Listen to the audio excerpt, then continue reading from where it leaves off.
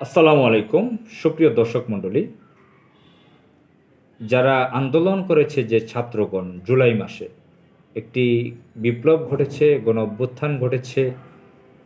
এটা সারা বিশ্ব আজকে সারা বিশ্বে আজকে আলোচনা চলছে। বাংলাদেশের যে গণ অভ্যুত্থান, যে বিপ্লব, এটা অত্যন্ত শক্তিশালী একটি বিপ্লব ছিল। একজন শিক্ষাবিদ তার আলোচনায় বলছিলেন ১০০ বছরে এরকম একটি বিপ্লব হয়, বারবার এ ধরনের বিপ্লব হয় না। এটা অত্যন্ত শক্তিশালী একটি বিপ্লব ছিল। তো এই বিপ্লবে নানান মানুষের অংশগ্রহণ ছিল, নানান শ্রেণীর, নানান পেশার, নানান বর্ণের, নানান ধর্মের, গোত্রের, নানান মতের মানুষের এখানে, বাম ডান অনেকের এখানে অংশগ্রহণ ছিল। ছাত্ররা আন্দোলন করেছে, শহীদ হয়েছে, সেটা কোনোভাবে অস্বীকার করার মতো নয়। কিন্তু আমরা লক্ষ্য করছি সম্প্রতি এই আন্দোলনে নেতৃত্ব দিয়েছেন বলে আলোচনা চলছে কয়েকজন ছাত্র। তারা এমন একটি পর্যায়ে নিয়ে গেছেন পরিবেশ পরিস্থিতি এমন পর্যায়ে নিয়ে গিয়েছেন যেটা বাংলাদেশের জন্য আরেকটি ঝুঁকিপূর্ণ পরিবেশ পরিস্থিতি মনে করি। তারা একটি সমন্বয় কমিটি গঠন করেছে, সেখানে তারা তাদের মতো করে একটি কমিটি গঠন করেছে এবং তারা বিভিন্ন জায়গায় যে বক্তৃতাগুলো দিচ্ছেন সেগুলো অনেকটা আপত্তিজনক হচ্ছে। এটা নিয়ে একজন তরুণ উদীয়মান একজন ছাত্রনেতার আলোচনাও শুনলাম একটা টকশোতে, ইউটিউব টকশোতে। তার নাম তারেক রহমান, তার বাড়ি বগুড়া। সেও এই ব্যাপারটা নিয়ে আপত্তি তুলেছে যে ছাত্ররা কয়েকজনের নাম বলেছে যে তারা তো ছাত্রলীগের ছিল, তারা যে সমস্ত কথা এখন বলছে তারা কোথায় ছিল, তারা কি আন্দোলন করেছিল এর আগে, হঠাৎ তারা উড়ে এসে জুড়ে বসেছে এবং তারা আওয়ামী লীগের পক্ষে অনেক কাজ করেছে, তারা ছাত্রলীগ ছিল, এখন তারা তারেক রহমানকে নিয়ে, অর্থাৎ বিএনপির ভারপ্রাপ্ত চেয়ারম্যান তারেক রহমানের কথা তিনি উল্লেখ করেছেন। তার নামও তারেক রহমান, যে কথা বলছিলেন যে যুবক, তাকে নিয়ে আপত্তিজনক কথাবার্তা বলছে এই সমন্বয়কেরা। ব্যক্তিগতভাবে আমার কাছেও ব্যাপারটা আপত্তিজনক লাগছে এজন্য, এই আন্দোলনে কিন্তু আমি নিজেই শরিক ছিলাম। এখন আমার কাছে সেই মজার ঘটনার মতন মনে হয় যে 1971 সালে কে রণাঙ্গনে যুদ্ধ করেছে, কে করে নাই, এটা নিয়ে একটি বিতর্ক আছে। অনেকে রণাঙ্গনে যুদ্ধ করেছে, অনেকে যুদ্ধ করেছে রণাঙ্গনে, মুক্তিযোদ্ধা করেছে, কিন্তু সার্টিফিকেট পর্যন্ত নেননি, তারা ভাতা পান না, তারা সমাজে পরিচিত না মুক্তিযোদ্ধা হিসেবে। যারা চাটুকার, বিভিন্ন অবৈধ সরকারের সুবিধাভোগী সমর্থক, যাদের বয়স পর্যন্ত হয় না 71-এ যুদ্ধ করার বা রাজাকারি করেছে, তারা মুক্তিযোদ্ধা সেজেছে। এখন এই 24-এর যে গণ অভ্যুত্থান, যে জুলাইয়ের যে আন্দোলন, বিপ্লব, এই আন্দোলনের ঘটনাও কি এরকম সামনে হতে যাচ্ছে? আর বিরাজনীতিকরণের একটা কথা শুনছি। বিরাজনীতিকরণ আপনারা জানেন, 111-এর পরে 111 আসার পরে বিএনপি আওয়ামী লীগ দুইটাকেই মাইনাস করতে চেয়েছিল কয়েকটা গ্রুপ। আমি বলছি না বিএনপি আওয়ামী লীগ বাংলাদেশে দুধের ধোয়া, আওয়ামী লীগ তো ভারতের সন্ত্রাসী সংগঠন, এটাকে রাজনৈতিক দল মনে করি না। খোদ আওয়ামী লীগের লোকজনরাই মাইনাস করে, শেখ হাসিনাকে মাইনাস করে ভারতীয় একটি সরকার গঠন করতে চেয়েছিল। সেটা ব্যর্থ হয়ে তারা সেই আওয়ামী লীগের যে প্রধান, তাকেই ভারতের মদদে আবার এনেছে। তারা সফল হয়েছে, তারা ওইটা চায় না, এইটা হয়েছে। তাদের ভারতের স্বার্থটাই তারা স্বপ্নটা পূরণ করতে পেরেছে। কিন্তু বিএনপি দলের লোকজনও খালেদা জিয়াকে মাইনাস করতে চেয়েছিল, ডিজিএফআই এর লোক চেয়েছিল। তো আমরা একটি খবর দেখছি আজকে প্রথম আলোর ফার্স্ট পেজে, নিচের দিকে কর্নারে ডান সাইডে, দল আর মার্কার সময় শেষ, এখন সময় যোগ্যতা দেখার। উপশিরোনাম পঞ্চগড়ে সার্জিস আলম। গতকাল বৈষম্য বিরোধী ছাত্র আন্দোলনের মত বিনিময় সভা পঞ্চগড়, জয়পুরহাট ও লক্ষ্মীপুরে অনুষ্ঠিত হয়েছে। ময়মনসিংহের সভাটি স্থগিত করা হয়েছে। এখানে প্রথম কয়েকটি বাক্য আমি পড়ে শোনাচ্ছি। সন্তানদের রাজনৈতিকভাবে সচেতন করে তুলতে অভিভাবকদের প্রতি আহ্বান জানিয়েছেন বৈষম্য বিরোধী ছাত্র আন্দোলনের অন্যতম সমন্বয়ক সার্জিস আলম। তিনি বলেছেন যে আপনাদের কথা শুনবে, আপনাদের নানা প্রশ্নের উত্তর দেওয়ার জন্য প্রস্তুত থাকবে, তাকেই আগামী সংসদে আপনার প্রতিনিধি হিসেবে নির্বাচন করবেন। একটা জিনিস মনে রাখবেন, দল আর মার্কা দেখার সময় শেষ, এখন সময় যোগ্যতা দেখার।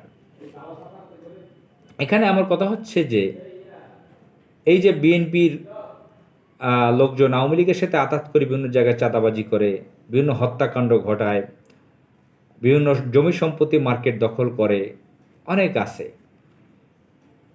এখন তাদের সমস্যা আছে, কিন্তু বিএনপি এই সমস্যা কিছু করছে। আওয়ামী লীগ তো পুরোটাই সন্ত্রাসী দল। আর এদের কারণে কি বাংলাদেশে কোনো রাজনৈতিক দল থাকতে পারবে না, কোনো মার্কা থাকতে পারবে না? কেউ যদি ভালো রাজনীতি করতে পারে, তার মার্কার একটা প্রতীক তো থাকতেই পারে। রাজনৈতিক প্ল্যাটফর্ম যদি না থাকে, স্ট্রাকচার যদি না থাকে, কিভাবে একটা সরকার গঠন হবে? সারা পৃথিবীতে এমন ঘটনা কত জায়গায় আছে, আপনারা দেখাতে পারবেন। রাজনৈতিক সংগঠন ছাড়া, প্রতীক ছাড়া একটা রাষ্ট্র, মানে সরকারে আসা, দল পরিচালনা করা, মানে রাষ্ট্র চালানো, এটা কি সম্ভব? এটা আমি খুব কম দেখি আমরা। একটি রাজনৈতিক দল থাকতে হয়, তার একটা ম্যানিফেস্টো থাকতে হয়, তার একটা আদর্শ থাকতে হয়, তার একটা প্রতীক থাকবে, তার একটা নির্বাচন।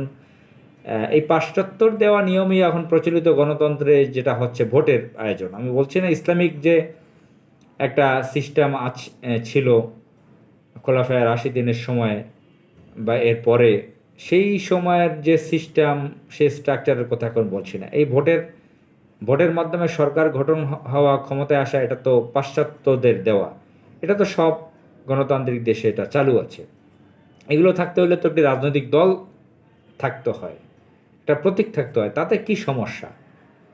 এখন আমি বলবো যে এই ছাত্ররা, তারা কি বেশি পেকে গেছেন, বা তারা কি করতে চান? তারা কি একটি অরাজক পরিবেশ তৈরি করে বিরাজনীতি করে ভারতকে সুবিধা করে দিতে চান, বা এরকম কৌশল করে একটি প্রহসনমূলক পরিবেশ তৈরি করে কি সেই আওয়ামী লীগকে এখানে আবার প্রতিষ্ঠা করতে চায়, আবার আনতে চায় তাদেরকে?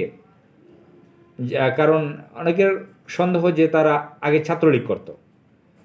আন্দোলন তো করে সবাই, আইডি কার্ড নিয়ে ঘুরছে না, আন্দোলন কে করছে। আমি ব্যক্তিগতভাবে আমি ঢাকার প্রগতি সরণিতে, বসুন্ধরাতে, নদ্দাতে, বাড্ডাতে, এই রোডে, রামপুরাতে আমরা আন্দোলন করেছি। আমি ব্যক্তিগতভাবে, লাঠি পর্যন্ত হাতে ছিল। আমি ব্যক্তিগতভাবে এখনও ছাত্র একটা ইউনিভার্সিটির, পাবলিক ইউনিভার্সিটির। এই ছাত্র ছাড়াও ছাত্রর অভিভাবক হিসেবে, ভাই হিসেবে, দেশ রক্ষার জন্য, মানবতার জন্য, গণহত্যার বিরুদ্ধে আমি কিন্তু আন্দোলন করেছি জুলাই মাসে। তো আমি আবার জামাত ইসলামেরও একজন সদস্য। আবার আমাদের অনেক ভাইয়েরা জামাত ইসলামের লোকেরা আন্দোলন করেছে, শহীদ হয়েছে, এবং কি আবু সাইদ যতটুকু জেনেছি শিবিরের সাথী ছিল। এবং বিএনপিরও ছাত্রদলের অনেক আন্দোলন করেছে, বিএনপির বিভিন্ন অঙ্গ সংগঠনের লোক আন্দোলন করেছে শেষ দিকে এসে, আগেও টুকটাক করেছে। অর্থাৎ সম্পৃক্ততা ছিল, কম বেশি ছিল, পেট্রোনাইজ করেছে জামাত ইসলাম, আওয়ামী লীগ ভিতর থেকে। এখন কয়েক ডজন ছেলেপেলে যদি বলে আমরা কোটাবিরোধী ছাত্র আন্দোলনের নেতা, আমরা সমন্বয়ক, আমরা এই আন্দোলন সফল করেছি, বাকিরা সব মিথ্যা, আমরা সত্য, বাকি সব মিথ্যা, এবং এগুলো বলে বিভিন্ন ধর্মজাল সৃষ্টি করে মানুষকে নানান ভুল মেসেজ দিয়ে একটি অস্থির পরিবেশ তৈরি করতে চান। তারা ঘোলাটে পরিবেশ তৈরি করে ভারতকে সুবিধা দিতে চান, আওয়ামী লীগকে পুনর্বাসন করতে চান, শুধু কি জুলাই মাসের আন্দোলন? ব্যক্তিগতভাবে আমার কথাই বলি, অপরেরটা পরে বলি। আমি তো আহ, এই স্বৈরাচারের বিরুদ্ধে, আওয়ামী লীগ স্বৈরাচারের বিরুদ্ধে অনেক আন্দোলন করেছি। আমাকে জামাত ইসলাম টাকা দিয়ে পাঠায় নাই, বিএনপি আমাকে টাকা দিয়ে পাঠায় নাই।